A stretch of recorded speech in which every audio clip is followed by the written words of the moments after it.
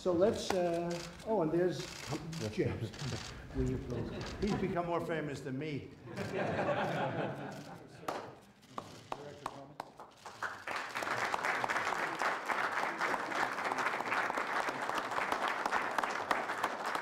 The FBI director spares very little in terms of his attacks on the president. He calls him unethical and untethered to truth. He describes his leadership style as transactional, ego-driven, and about personal loyalty, a theme that runs throughout the book when he relays his encounters with the president-elect at Trump Tower before he took office, and then later a few times at the White House and on the phone when Comey still was in his position.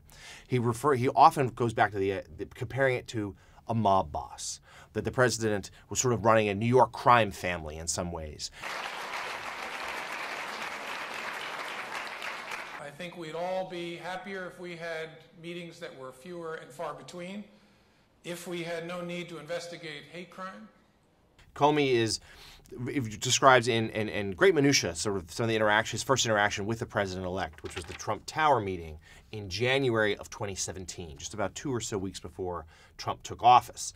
He describes in sort of insulting ways that I'm sure the president will take rather personally and perhaps not well. He says that Comey, who's 6'8", says that Trump was shorter than he expected.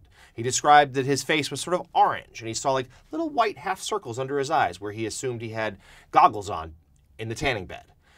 He made a point also of looking at the size of the president's hands. Of course, Donald Trump, memorably at the debate stage during the campaign, suggested that his hands were of great size and that reflected well on other parts of his anatomy, while James Comey said that though they were smaller than his, they seemed to be of normal proportions. The American people fully understand her corruption, and we hope all justice will finally be served. That he wished he had sort of not buried the lead. Like if you recall the news conference, he sort of spent a lot of time really sort of criticizing the secretary, only at the end to say, but we're not finding any charges against her. He wishes he could have done that differently.